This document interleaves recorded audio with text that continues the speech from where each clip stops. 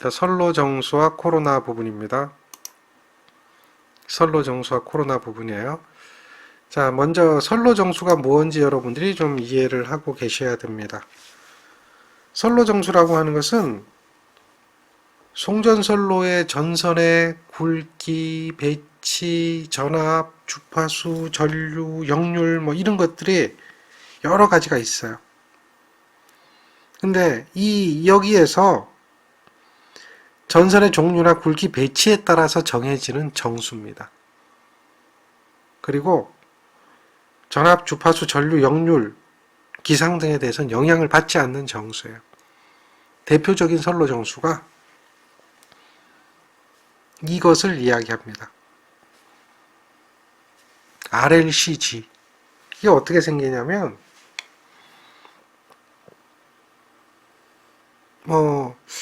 이게 철탑이에요. 좀 삐딱하게 그리는데 그러면 전선이 가선이 되겠죠. 자, 전류가 흐르죠.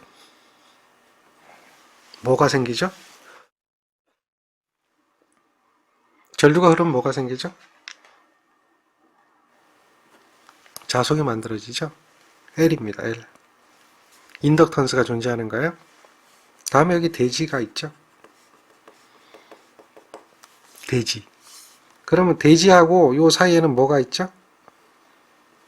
정전 용량이죠. 여기에 이제 플러스 전하들이 차지가 되고 마이너스 전하들이 있으니까요. 그 일종의 콘덴서가 되는 거죠. 일종의 콘덴서가 되잖아요. 네. 선로 정수입니다. 그래서 L 있고요. C가 있어요. 전류가 흐르면 당연히 전류의 흐름을 방해하는 성분이 있겠죠. 아무리 여기에다가 콘크리트 장화를 씌워가지고 절연을 하더라도 그렇죠? 그다음 애자를 써서 애자를 쓰죠. 애자 절연을 하잖아요. 애자로 절연하고 콘크리트로 이건 뭐 절연이라고 좀 그렇다 치더라도 절연이 잘 돼 있더라도 저항이 무한대가 아니거든요. 저항이 무한대가 아니라는 얘기는 전류는 반드시 흐른다는 얘기죠. 여러분들 집에도 마찬가지예요. 뭐 여러 가지로 절연들이 되어 있죠. 그지만 실제는 아주 작은 전류가 흐르고 있다는 얘기예요. 저항이 무한대가 아니기 때문에. 그러니까 전류가 이쪽을 통해서 이렇게 흐르는 전류를 우리는 뭐라고 그래요? IG라 그래요. 그래서 누설 전류라고 그래요. 누설 전류. 그 누설 전류에 의해서 생기는 저항 값을 컨덕턴스 값으로 표현하는 것을 누설 컨덕턴스라고 하죠. 그래서 그거에 의해서 생기는 것이 G가 있죠. 선로 정수는 이렇게 RG, LC입니다. 근데 일반적으로 선로 정수 중에서 RG는 대부분 무시해요. 이 선로 정수 길이가 짧으면 L에 비해서는 또 R 값이 작거든요. 그러면 이제 주로 이제 우리가 이야기하는 것이 바로 이러한 LC에 의해서 선로에 대한 송전선로 특성을 해석을 하게 되는 거죠. 그 선로 정수라고 하는 것은 RLCG다. R이라고 하는 것은 뭐 어렵진 않아요. 전선이 가지고 있는 뭐 기본적인 저항값이 존재하기 때문에 요게 이제 그 고유저항이라고 하는 것이 있죠. 그 다음에 전선의 단면적과 전선의 길이에 비례한다라고 하는 것은 이제 이거는 기본적인 이야기잖아요. 로우 A분의 L이라고 하는 이 R 값은. 근데 요거는 무슨 얘기냐면 연동선을 기준으로 한 거거든요. 연동선. 연동선의 고유저항이에요. 얘는 연동선. 연동선의 고유저항인데 실제 송전선로에 사용되는 전선은 연동선이 쓰이지 않고 경동선이 쓰이든지 또 알루미늄선이 쓰이든지 하거든요. 근데 그때의 도전율이 다르다는 얘기죠. 그래서 도전율 95%로 보느냐 도전율 61%로 보느냐에 따라서 도전율이 95%로 보면 여기 95를 집어넣으면 돼. C에다 95를 대입하면 그게 이제 이 경동선에 대한 전선의 저항 값이 되겠죠. 보통 이제 그것을 계산해 보면 연동선은 58분의 1이라면 경동선은 한 55분의 1 정도 되고 알루미늄선은 도전율이 61%니까 35분의 1 정도가 된다. 뭐 이러한 이야기를 하게 되죠. 그러니까 이거는 비중의 관계인데 비중은 알루미늄선이 엄청 작죠.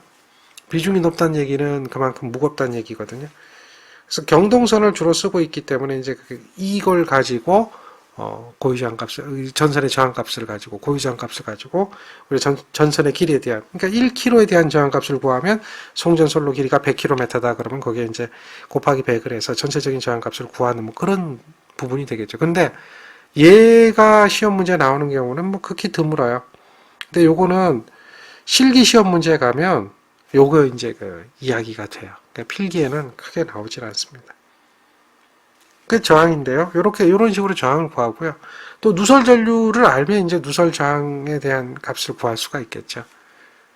그거는 문제가 안 되는데 이제 실제로 우리가 좀 공부를 해야 되는 것은 이 인덕턴스라고 하는 거죠. 인덕턴스. 이 작용 인덕턴스를 구해야 된다는 거예요. 작용 인덕턴스. 송전솔로 인덕턴스는 어떻게 되겠느냐. 0.05 플러스 0.4605 로그 10의 R분의 D다라고 하는 거죠. 이게 작용 인덕턴스입니다. Li라고 하는 것은 전선에 대한 내부 인덕턴스고요. L2라고 하는 것은 외부 인덕턴스죠. 그래서 전선이 이렇게 있다면 전선이 가겠죠. 그러면 요 안에 전류 I가 흐를 때 요 안에서 생기는 Li라고 하는 인덕턴스와 R메타만큼 떨어졌을 때 요 바깥에 생기는 인덕턴스 L2라고 하는 것을 계산해야 되거든요. 이거는 우리가 시험 볼 때 공식을 가지고 이야기하는데 요거를 유도하는 과정은 사실은 간단치가 않아요. 요거는 이제 어디서 이 부분을 유도하냐면 항상 기본이 되는 게 자기학이거든요. 인덕턴스니까 인덕턴스에 대한 이야기, 정전 용량에 대한 이야기는 자기학에서 우리가 이야기를 해야 돼요. 근데 결론을 이야기하면 여러분들은 결국 0.05 플러스 0.4605 로그 10의 R분의 D로 구하게 되는 겁니다. 요걸 암기하게 되는 건데요. 요 수치를 암기하게 되는데 어떻게 구하느냐 이게 좀 궁금한 분들이 혹시 있을 수도 있을 것 같아요. 그래서 자기학 공부다는 참 잘했다 라고 하는 분들이 계실 것 같아요. 근데 여기는 우리는 이제 기본 과정만 하자라고 했기 때문에 이건 사실 안 해드리는 거고요. 혹시나 좀 전체적인 아웃라인만 좀 봤으면 좋겠다라고 싶으면 지금 제가 보여드리는 것을 한번 참고하셔서 공부를 하시면 되겠습니다. 요거 이제 인덕턴스를 계산하는 이야기인데요. 여기 보면은 결국은 이 그림이거든요. 전선로에 전류가 흐르게 된다. 그때에 우리가 이제 이 인덕턴스를 계산해라 라고 하면 암페어의 주해적분 법칙이라고 하는 걸 이용을 하게 되는 거예요. 주해적분 법칙을 아는 분만 좀 이해를 하세요. 그래서 그 외부 인덕턴스하고 내부 인덕턴스를 구하게 되는데 암페어의 주해적분 법칙은 이 주해적분입니다. 말 그대로 회전적분이죠. 자개 세기를 회전적분하면 전체적인 전류 I와 같다라고 하는 것에 의해 가지고 요걸 회전적분한 값이 HDL에 대한 회전적분하는 값이 요거거든요. 거기 I 값을 하고 같다라고 했을 때 이 자개세기 H를 구하면 이게 이제 무한직선에 의한 자개세기 뭐 이런 식으로 해서 나오게 됩니다. 그래서 그걸 가지고 우리는 여기다가 뭘 구하냐면 직선 전류에 의한 자속을 구하는 거예요. 자속 파이를 구하면 자속 밀도에다가 면적을 곱해서 적분을 구하면 되는 거죠. 그 자속 밀도 B는 μh라고 하는 식이 있고요.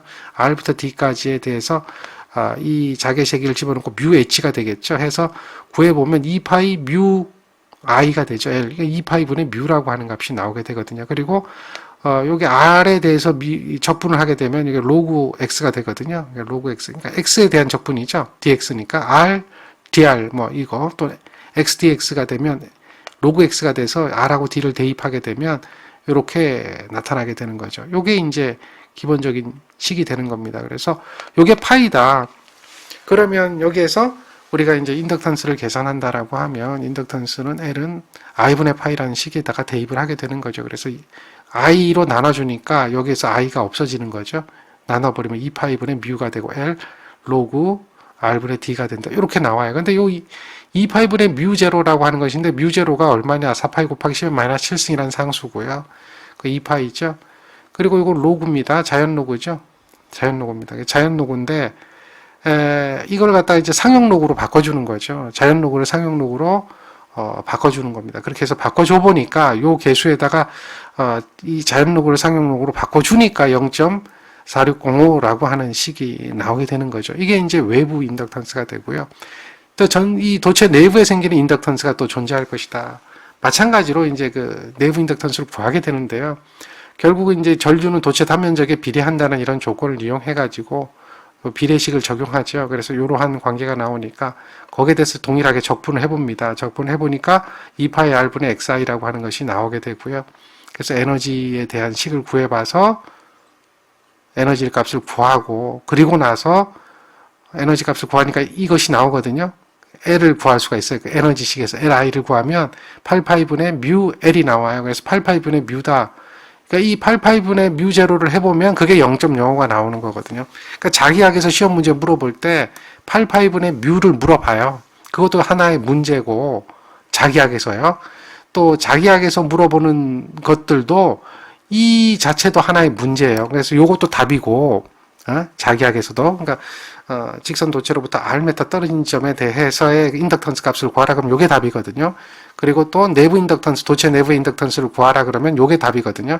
그러니까 그것까지도 물어봅니다. 따로따로 물어보는데, 우리 이제 이 송전에서는, 송배전설로에서는 그거를 따로따로 물어본 것을 정리하는 것 뿐이에요. 그래서 0.05가 나왔고, 또 여기 0.460가 나왔거든요. 그래서 그러한 식에 의해 가지고 지금 요것이 나왔다라고 하는 거예요. 결국은 유도하는 과정은 그래 돼 있는데, 그 유도하는 과정을 여러분들은 알 필요는 없다는 겁니다. 굳이 그런 거에 대해서 신경 쓰지 말라는 얘기죠. 제가 이거를 지난번 강의에서는 이걸 증명을 쭉 해주니까 그 증명을 똑같이 따라서 흉내를 내고 있다는 거죠. 따라 흉내내서 뭐 하려고 따라 흉내내는지, 목적이 뭐냐는 거죠.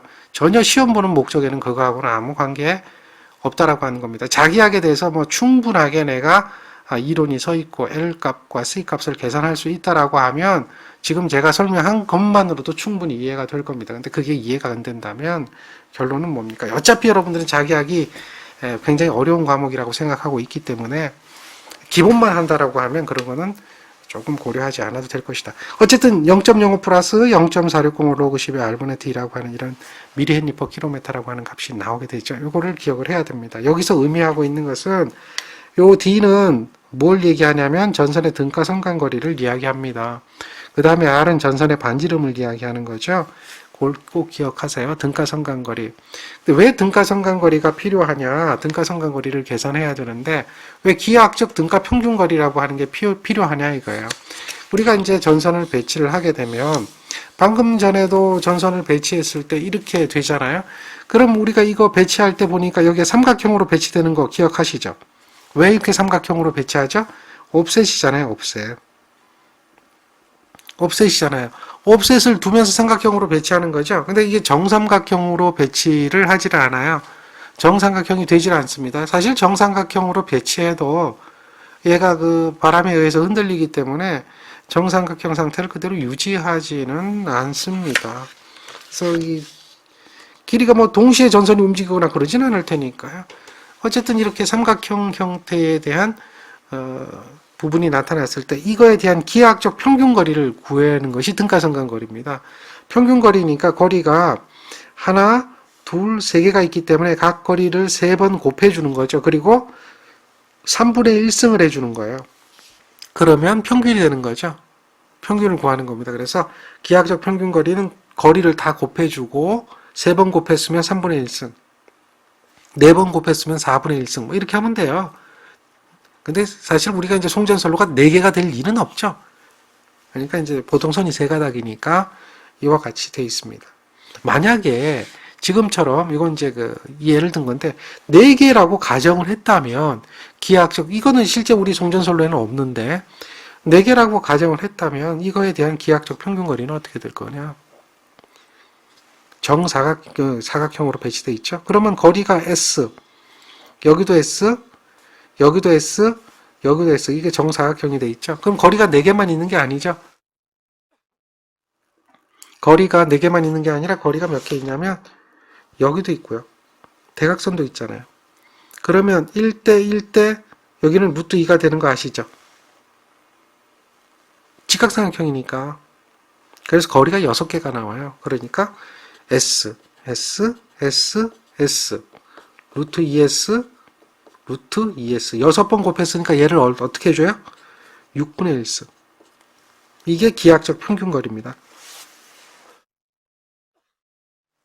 결국은 이 얘기는 무슨 뜻입니까? S가 6개니까 S의 6제곱이죠.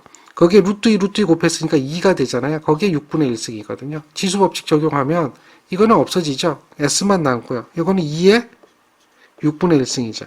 결국은 2의 6분의 1승은 6제곱근이 된다는 얘기죠. 그리고 S는 그대로 곱해지죠. 이걸 묻는 겁니다. 그러니까 요거예요. 6분의 1승은 6제곱근, 3분의 1승은 3제곱근이죠. 그래서 3분의 1승이니까 여기가 뭐가 된다? 3제곱근이 된다. 이런 식으로 기하학적 등가 평균거리를 구하게 됩니다. 예를 들면 일직선으로 배치되는 건 우리가 이제 실질적으로 존재해요. 전선이 이렇게 일직선으로 배치가 돼요. 그러면 그 간격이 5m라 그래요. 5m라고 한다면 여기서 여기까지 5m죠. 여기서 여기까지 5m죠. 그럼 기하학적 평균거리는 얼마냐? 5 곱하기 5에 루트 씌워주는 게 아니에요. 여기도 존재한단 말이에요. 여기는 얼마죠? 10m가 존재하니까 이거에 대한 기하학적 평균거리는 어떻게 된다? 5m 곱하기 5m 곱하기 10m에 얼마를 해줘요? 요거 3번 곱했으니까 3분의 1승 해주면 되겠죠. 요거 계산기 누르시면 돼요. 그러니까 요거는 어떻게 될까요? 요거는 2 곱하기 5잖아요. 그러니까 5가 3제곱근이 되겠죠? 그러니까 5의 3제곱근에 2의 3분의 1승이죠. 요거의 전체. 그렇죠? 그러니까 요거 3제곱근 없어지니까 5만 남고요. 이거는 루트 2가 되겠죠. 이런 형태가 된단 말이에요. 그거를 계산하시면 돼요. 그래서 얘는 아니잖아요. 루트 2분의 1승이잖아요. 얘는 승 안 했잖아요. 그러니까 결국은 거리가 3개라고 하는 것만 알면 3제곱근이 들어간다라고 하면 얘가 답이 되는 거. 우리 계산 안 해도 걔가 기하학적 평균거리가 된다는 걸 알 수가 있죠. 이렇게 기하학적 평균거리를 구하게 되고요. 그거에 의해서 우리가 이제 그 인덕턴스 값을, 작용 인덕턴스 값을 계산할 수가 있습니다. 요게 이제 대표적인 인덕턴스 계산하는 문제인데요. 보세요. 거리가 D죠. 그러면 이거에 대한 기하학적 평균거리는 어떤 말일까요? 이거는 어떻게 돼요? 여기에 ED까지가 있잖아요. ED. ED까지가 있으니까 다 곱해줘야 되겠죠. D 곱하기 D 곱하기 D. 여기에는 2배까지 해줘야 되겠죠. 요거 곱해서 얼마 해줘요? 3분의 1승 하니까 D3승은 그냥 D가 될 거고요. 2는 3분의 1승이니까 이렇게 되겠죠. 요것이 이제 기하학적 평균거리예요. 결국 그게 들어간 거 찾아보면 얘밖에 없죠. 답은 이거예요. 그런 문제가 바로 인덕턴스를 찾는 문제죠. 실제로 이것을 가지고 인덕턴스를 계산해봐라 하는 문제가 됩니다. 이것도 간단해요. 7.5, 7.5잖아요. 그러면 7.5 곱하기 2배죠. 7.5 곱하기 2배죠. 결국 기하학적 평균거리라고 하는 것은 7.5에 이제는 해보니까 루트 3의 2가 되는 거 아시겠죠? 이게 이제 기하학적 평균거리다. 그러면 L 값은 얼마가 될까? 0.05, 0.4605 로그에 D가 얼마야? 7.5에 3제곱근의 2가 되겠죠? 그 다음에 반지름 주어졌어요. 미리잖아요. 미리잖아요. 그러니까 14.6mm니까 14.6 곱하기 미리니까 메타로 환산하면 마이너스 3승 해야 되겠죠. 요거를 계산기 눌러야 돼요. 이거 계산기 못 누르는 분이 혹 또 있을 것 같아서 제가 한번 그대로 눌러 볼게요. 잘 보세요.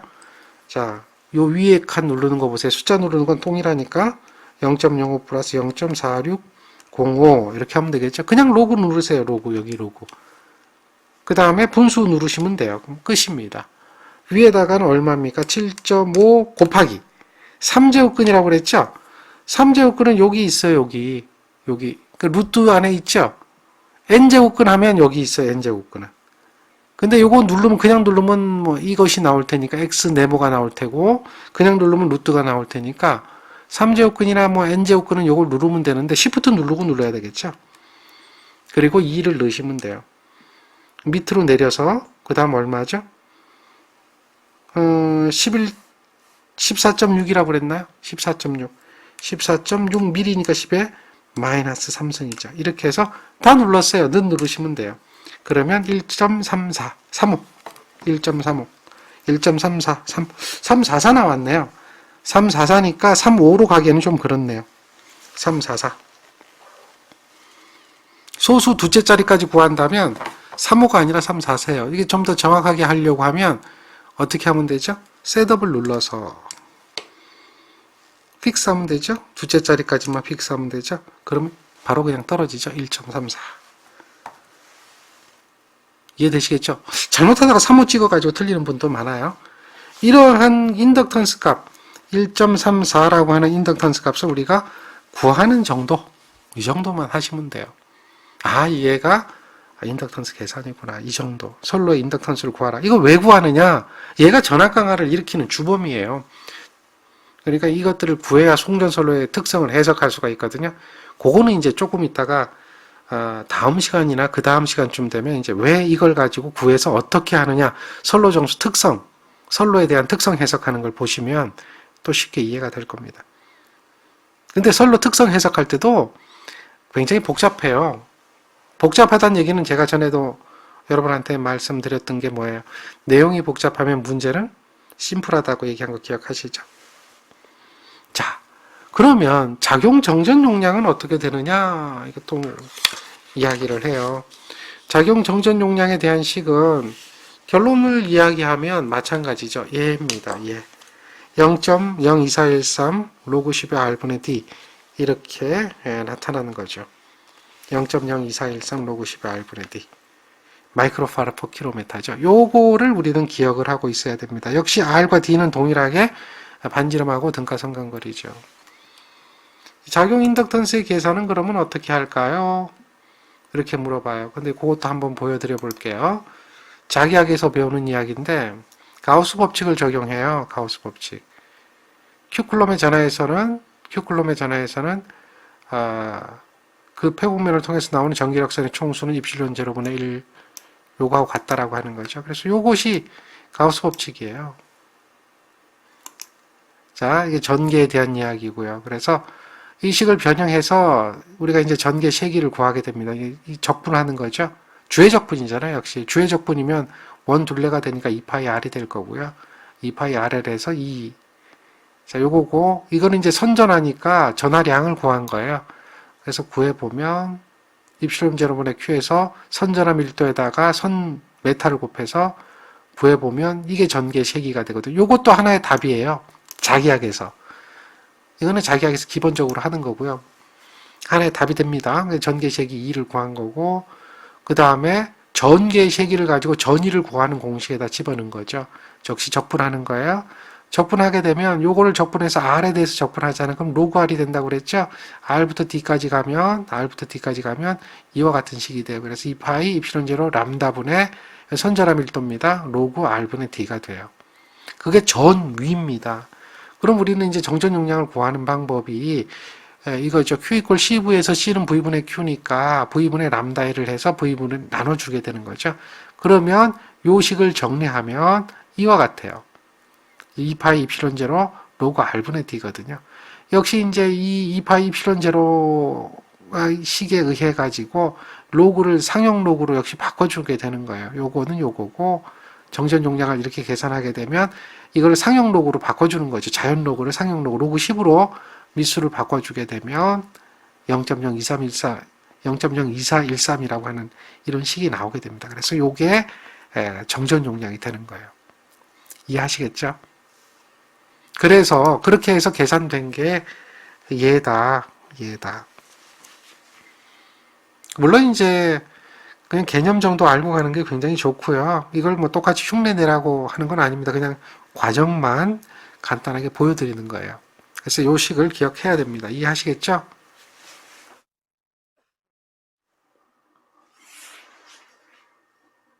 자, 그러면 이거를 가지고 우리가 정전 용량을 계산하든지 하면 돼요. 근데 정전 용량은 좀 특별한 게 있어요. 이게 어떤 것이 있냐면 조금 특별한데 선이 세 가닥이 가잖아요. 그럼 보통 이제 그 인덕턴스도 상호 인덕턴스라고 하는 게 있다고 그랬고요.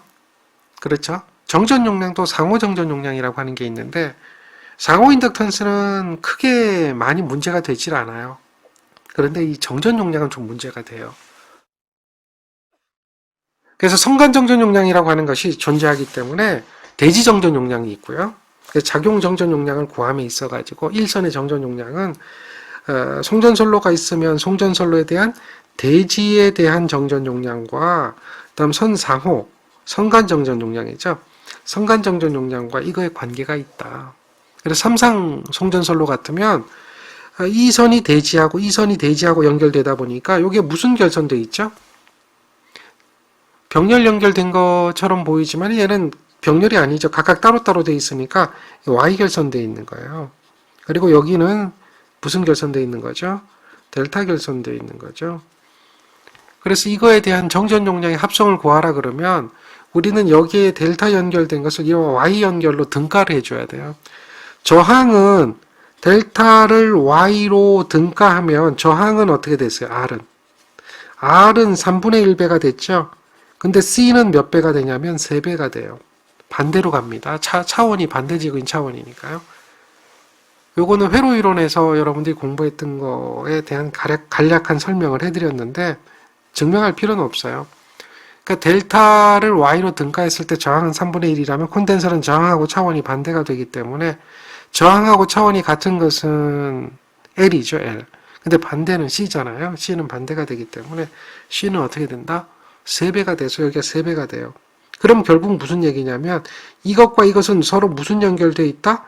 병렬 연결되어 있다라고 보는 거죠. 그래서 정전 용량이라고 하는 것이 이거와 얘가 서로 YY 대지잖아요. 이것도 대지잖아요. 그러면 이 선도 요거, 요 선은 요거하고 요거는 병렬 연결된 거죠.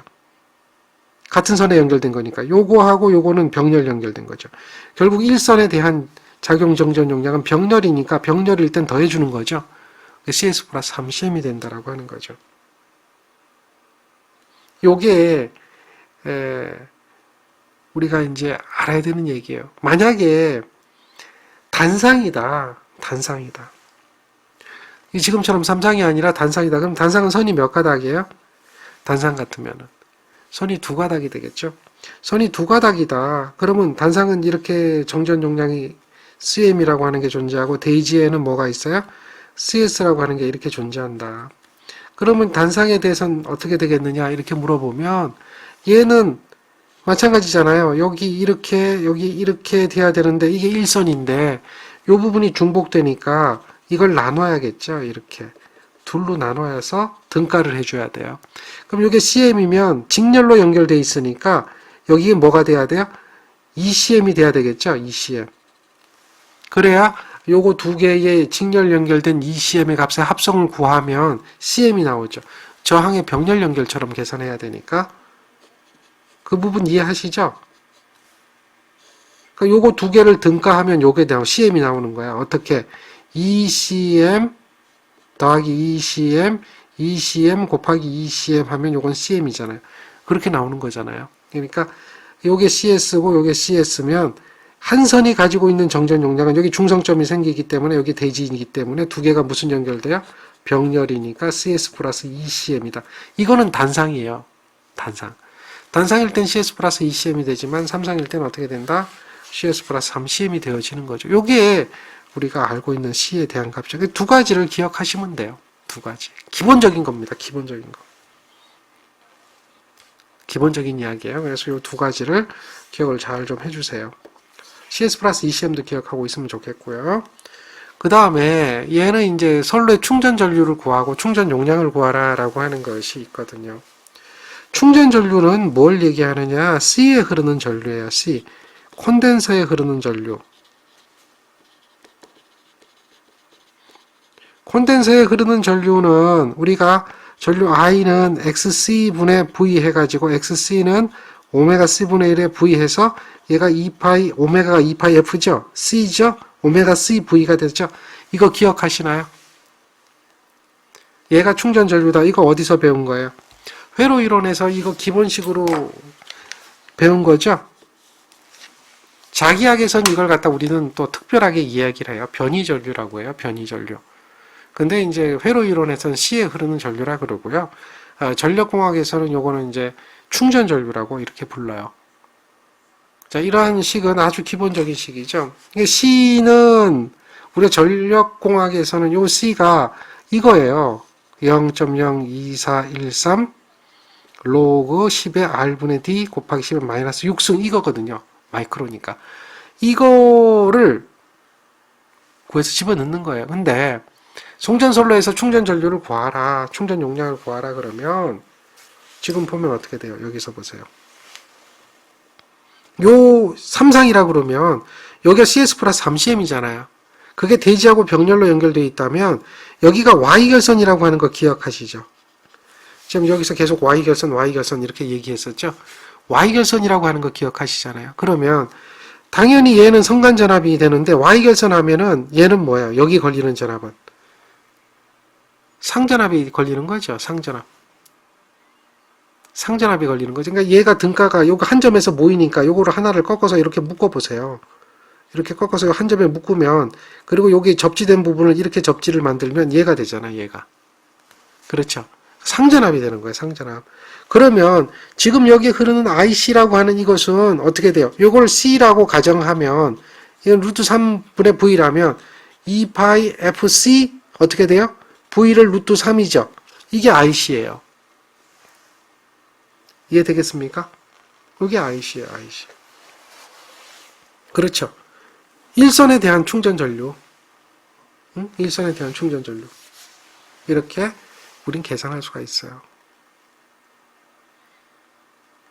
어려운 얘기는 아니에요. 충전 용량을 구하라 그러면 여기에다 어떻게 해주면 돼요? 충전 용량 구하면 전압을 또 곱하면 돼요. 용량은 어떻게 돼요? VI니까. VI. 여기 I에다 여기다 V를 또 곱하죠? 그러면 그게 뭐가 돼요? 충전 용량이 되는 거예요. 이거는 뭐 잠시 보류하고, 일단 얘가 충전 전류다. 선로의 충전 전류는 이것이 돼요. 이 식이 왜 나왔는지 아시겠죠? 오메가 C V. V가 뭐예요? 여기 지금 이렇게 루트 3으로 나눠지는 이 상전압에 대한 개념. Y결선이니까 콘덴서에 걸리는 전압이에요. 이거는 콘덴서의 대지 정전 용량, 다음에 성간 정전 용량, 이거에 의한 작용 정전 용량이죠. 그게 콘덴서에 걸리는 전압이에요. 콘덴서에 걸리는 전압으로 해가지고 대입되게 되고요. 여기서 이제 요거를 갖다가 요거를 우리가 이걸 그냥 전압을 볼트, 이걸 마이크로파라드 뭐 이렇게 집어넣으면 단위는 바뀌어요. 근데 이 10의 마이너스 3승은 크게 의미가 없어요. 왜냐하면 여기에 넣는 단위에 따라 달라지거든요. 그냥 암페어로 본다면 이게 그냥 볼트로 넣고요. 요거 파라드로만 넣으면 그냥 암페어가 돼요. 근데 요걸 킬로볼트로 넣고 이걸 마이크로파라드로 넣으면 10의 마이너스 3승이 들어가요.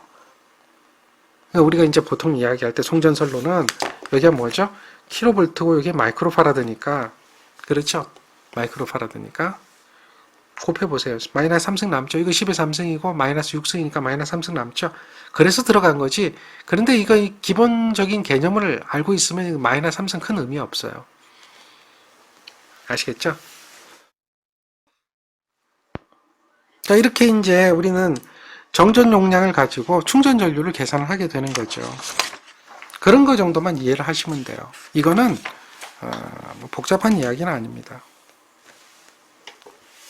C에 대한 얘기는 삼상 단상에 대한 얘기 기억하시죠? 충전 용량이다라고 하면 이거예요. IC 구했잖아요. 전압이잖아요. 이해하시겠습니까? 근데 얘가 성간전압 선전류니까 뭐 해주면 돼요? 루트 3배 해주면 되죠. 성간전압 선전류하면 루트 3배 해주면 돼요. IC잖아요, IC. 그러니까 요걸 잘 보세요. 루트 3의 V, IC는 2파이 FC 루트 3 V. 기억하십니까? 그럼 루트 3 어떻게 돼요? 약분돼서 없어지죠? 2파이 FC V 제곱. 오케이? 여기 승수는 크게 의미 없어요. 요걸 킬로로 나타내기 위해서 1000으로 나눠준 거다. 그 정도로만 생각하시면 돼요.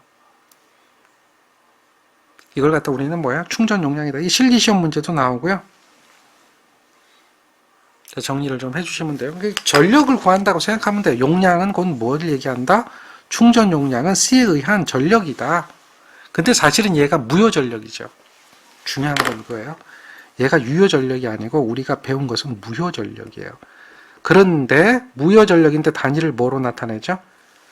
kVA로 나타내죠. 요게 관리예요. 송전 계통에서는 또 전력용 콘덴서에서는 무효전력이래도 kVA로 나타내요. 그게 관리입니다. 그래서 이거 무효전력이에요? 피상전력이에요? 물어보면 피상전력이에요? 라고 답하면 안 돼요. 무효전력을 의미하고 있다라고 하는 거죠. 네, 그걸 기억을 잘 해주시면 돼요. 어렵지 않죠? 자, 그러면 예제 한번 볼까요? 예제는 이와 같이 정전 용량을 구하는 식을 물어봐요. 식만 찾으면 되죠.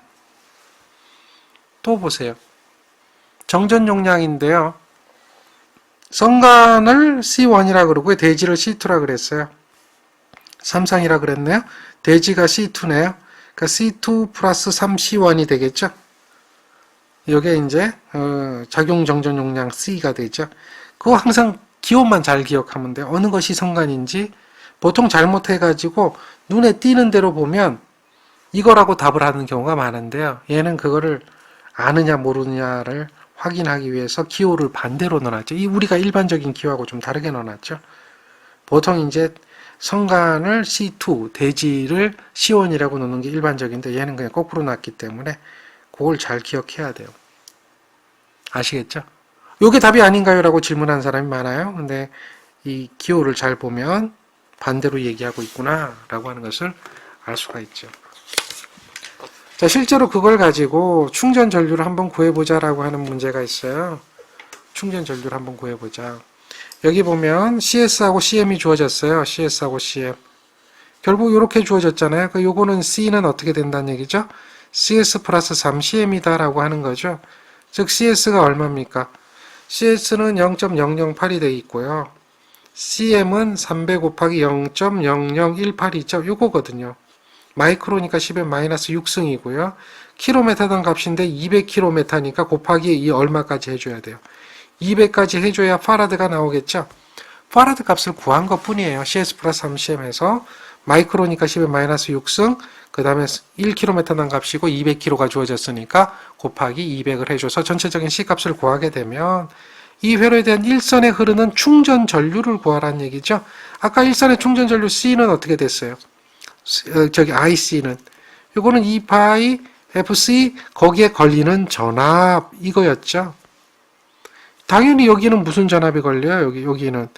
여기는 무슨 전압이 걸려요? 성간 전압을 루트 3으로 나눠준 상전압이 걸리는 거 우리가 배워서 알고 있잖아요. 그럼 1호사는 그 송전선로를 대표하는 무슨 전압이다? 선간 전압이니까 얘를 상전압으로 표시할 수가 있어야 되겠죠. 이 개념은 기본 개념이에요. 우리가 알아야 되는 기본 개념이죠. 주파수 60Hz 주어졌고요. 따라서 당연히 여기다 집어넣으면 되겠죠. 2파이 주파수 60 곱하기 C.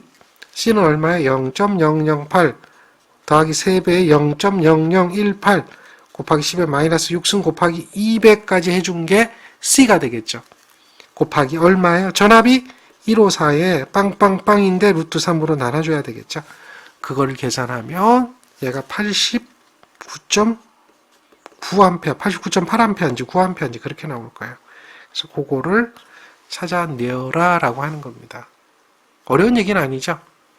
C값만 우리가 제대로 구할 줄 알면 돼요. 요 C값을 이거를 통해서 제대로만 구할 줄 알면, 요게 C라고 하는 것만 구할 줄 알면, 그리고 콘덴서에 흐르는 전류이기 때문에 콘덴서에 걸리는 전압이 얼마인가를 찾아낼 줄 알면 얘는 간단하게 우리가 답을 찾아낼 수가 있는 거죠. 어때요? 할 수 있겠죠? 이 정도예요.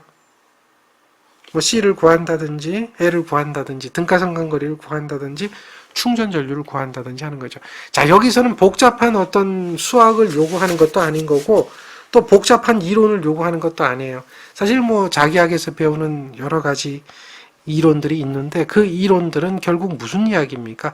공식을 만들어가는 과정의 이야기일 뿐이지 결국은 공식이라고 하는 게 딱히 정해져 있기 때문에 여러분들은 뭐 크게 어려움이 없다는 거죠.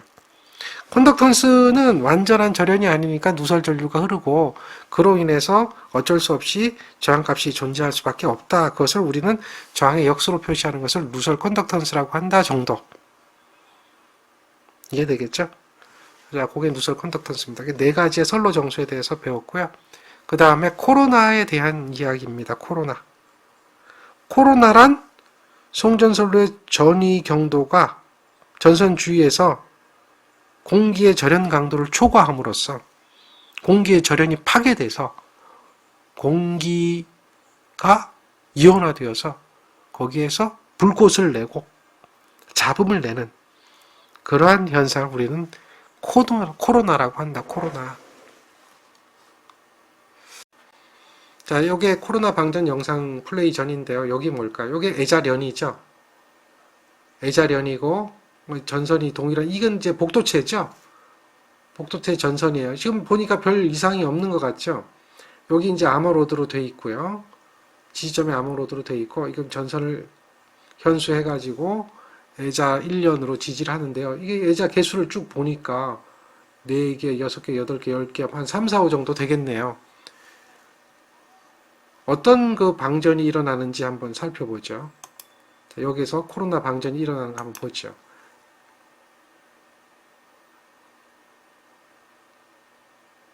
공기의 절연이 파괴되는 현상이에요.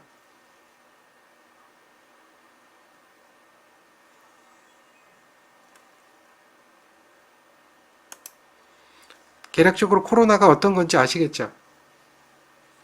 자, 이 부분도 코로나 방전에 관한 영상인데 한번 보죠. 철탑 있는 부분이죠.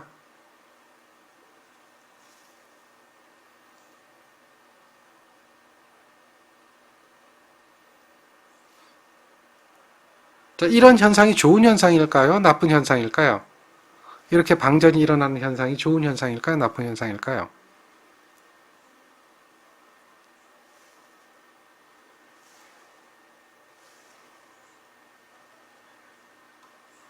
좋은 현상일까요? 나쁜 현상일까요? 절대 좋은 현상은 아니죠. 나쁜 현상이에요. 이건 일어나면 안 돼요. 공기의 절연이 파괴되는 거기 때문에 공기 중에서 나타나는 거예요. 이러한 코로나가 일어나면 우리는 이러한 코로나를 억제를 해야 돼요.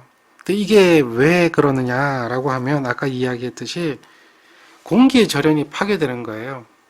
공기의 절연 내력이 떨어질 때가 있어요. 보통 공기 1cm는 21kV 정도까지 견뎌요. 근데 공기 1cm에 21kV 이상의 전압이 가해지면 방전이 일어나는 거거든요. 근데 보통 이제 우리가 설계를 할 때 충분히 파열극한 전위 경도라고 해서 21kV를 넘지 않도록 설계를 하거든요. 그런데 눈이나 또는 비가 와서 습도가 생긴다든지 염해가 부착된다든지 또는 기타 어떤 원인에 의해 가지고 절연 내력이 떨어진다라고 하면 방전이 일어날 수가 있어요. 특히나 이제 비 오는 날이다 눈 오는 날 이런 그 코로나 방전 같은 것들이 생길 수가 있죠.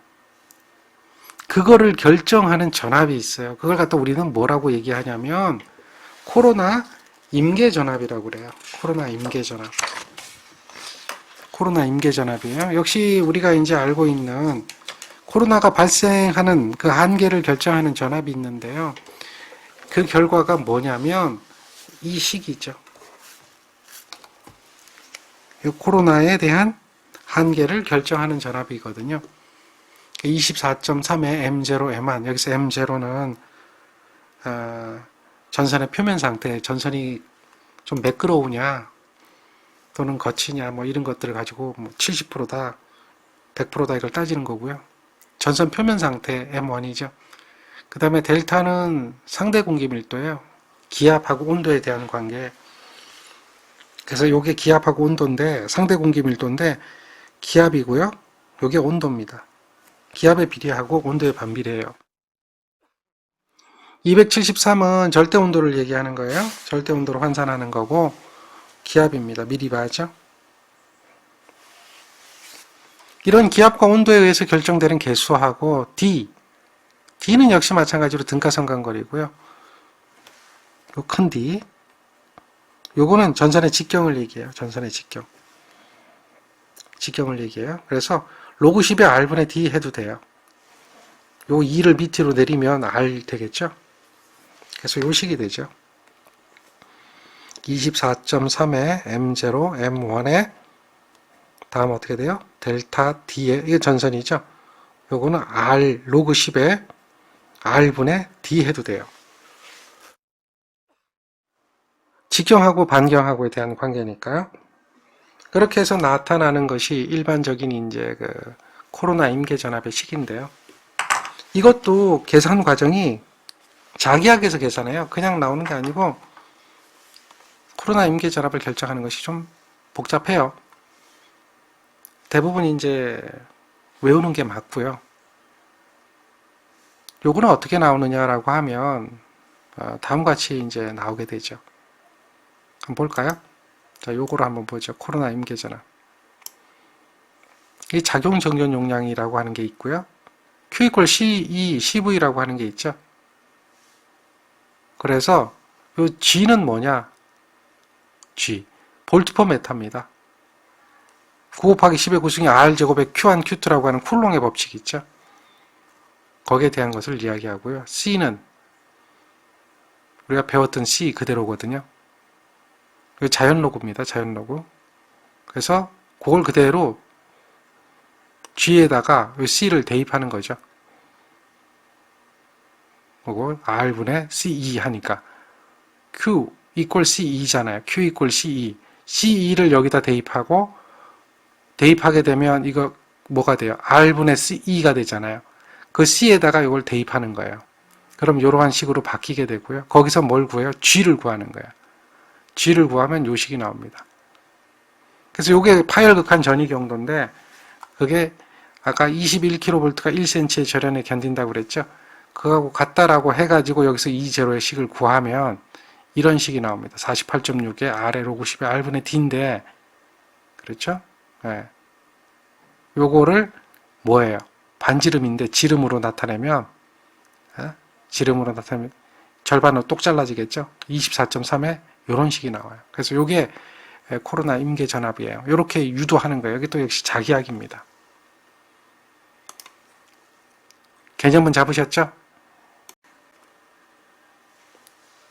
어디 가서 코로나 임계 전압을 유도해 보세요 라고 질문해도 누군가도 대답을 안 해줍니다. 그 이야기는 뭐냐면 그 사람들이 실력이 없고 실력이 있고 그걸 떠나서 그 사람들조차도 즉 학원 선생이라든지 강의하는 사람들이라든지 이런 사람들한테 물어봐도 코로나 임계전압, 작용 인덕턴스, 정전 용량 유도 좀 해두세요. 왜 0.02413이 나왔고 24.3이 왜 나왔고 그게 어떻게 나왔습니까? 물어봐도 그 사람들조차도 대답을 못하는데 여러분들이 그걸 할 필요가 있느냐? 그건 절대 없다는 얘기입니다. 비하하고자 하는 얘기가 아니에요. 물론 아는 사람이 훨씬 더 낫겠죠. 그렇지만 우리는 알고 있어야 되는 부분이 거기까지다라고 하는 거예요. 결국은 뭘 얘기하냐면 결과식이다. 결과를 잘 기억하라는 얘기입니다. 그래서 요거를 물어봐요. 코로나 임계전압을 물어보고 또 이 코로나 임계전압을 높여주면 코로나가 잘 발생하겠어요? 발생을 안 하겠어요? 이런 걸 여러분들이 판단하면 돼요. 얘가 한계전압이거든요. 이걸 높여주면 코로나가 그 전압 이상이 가해져야 되기 때문에 발생을 안 해요. 이 전압이 낮을수록 코로나가 발생을 하거든요. 자, 그러면 코로나를 억제시켜줘야 된다. 우리가 지금 코로나 현상에 대해서 동영상을 통해 봤어요. 그런 코로나 현상에 대해서 동영상을 통해서 봤는데 그 현상이 나쁜 현상이라고 분명히 알았잖아요. 막 불꽃이 튀고 뭐 난리가 나는 그런 현상들도 같이 봤는데 방전은 결코 좋은 게 아니거든요. 그럼 그걸 방지해야 되거든요. 자, 방지하려면 어떻게 해야 되느냐? 이 전압을 높여줘야 된다. 이 전압을 높여줘야 된다. 그럼 어떻게 높여줘야 되느냐? 이거 높이기 위해서는 전선을 1로 만들기 개수거든요. 0.8에서 1이에요. 얘도 0.8에서 1이에요. 한계가 있죠? 자, 상도 공기 밀도를 높여줘야 돼요. 온도를 막 어떻게 해요? 얘를 높이기 위해서 온도를 막 어떻게 해요? 높여요? 기압을 막 낮춰요? 얘는 거꾸로 얘기했나요? 얘를 높이기 위해서 기압을 높여요? 온도를 낮춰요? 한계가 있잖아요. 우리가 이제 대기 상태는 표준 상태가 20도씨인데 온도를 막 영하로 막 그거 아니잖아요. 이거는 우리가 인위적으로 영향을 주지만 인위적으로 바꿀 수 없는 팩터들이에요. 그러면 인위적으로 바꿀 수 있는 거 D를 바꿔요. D. 등가 성간거리를 엄청 크게 해요. 막 철탑을 막 그냥 63빌딩만하게 세워요. 얘기가 되나요? 안 되거든요. 자이언트 철탑 막 건설하고 이거 아니잖아요. 우리가 가장 근접적으로 쉽게 해볼 수 있는 방법은 이 D를 크게 하는 거예요. 이 D. 이거는 로그에 대한 거니까 얘보다는 얘가 영향이 더 크죠. 결국은 우리가 코로나 임계 전압을 높일 수밖에 없는 부분은 이 임계 전압을 결정하는 여러 가지 요소들 중에 찾아보니까 뭐밖에 없다는 거죠. 그렇지. 전선의 직경밖에 없더라는 거죠. 그래서 전선의 직경을 크게 하자. 아까 우리가 이제 ACSR이라고 하는 그 전선의 일반 경동 연선보다 또 굵어졌고 가벼워졌다고 그랬잖아요. 걔가 굵어지니까 코로나 임계 전압이 높아져서 코로나 억제가 되는 거예요. 전선을 굵게 하면 되니까. 그 다음에 단도체보다는 복도체를 쓰면 가상의 등가 반지름이 생긴다고 그랬죠. 그래서 그 등가 반지름 때문에 코로나 임계 전압이 높아져요. 그러니까 복도체에 대한 주된 목적이 무엇냐라고 하면 바로 이러한 코로나 방지라는 거죠. 전선을 굵게 가져가는데 코로나 방지라는 거죠.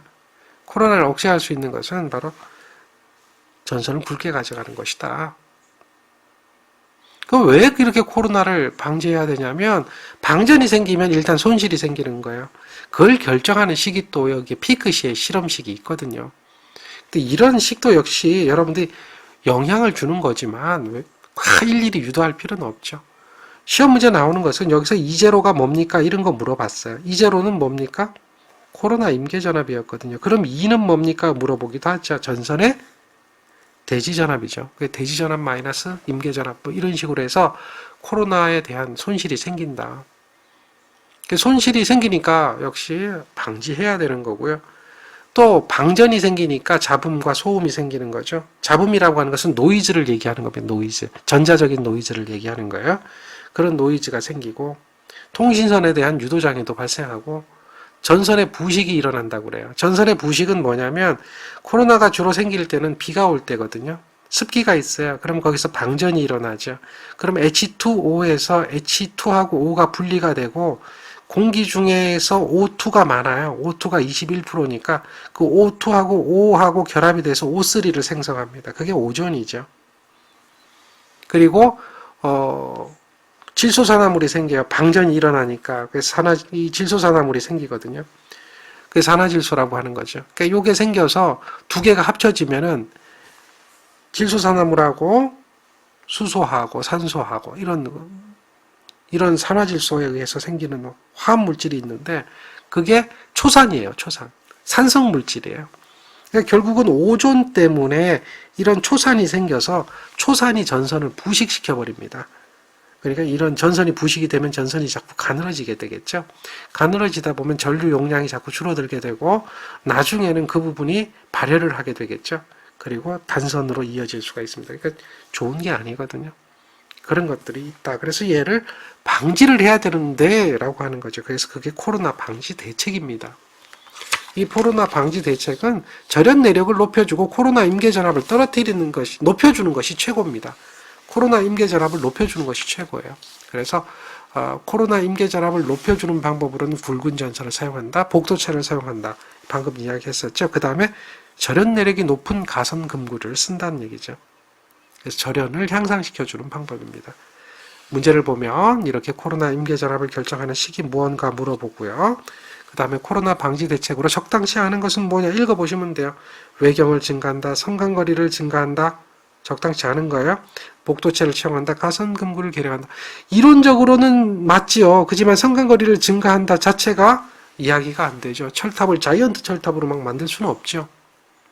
그러니까 거기에 관한 내용이 이렇게 답으로 딱 떨어지게 돼 있습니다. 이 정도가 여러분들이 코로나에서 이해를 하고 알고 계셔야 되는 이야기입니다. 자, 이유는 다음 시간에 계속해서 진행하겠습니다. 오늘 여기까지 하겠습니다. 수고하셨습니다.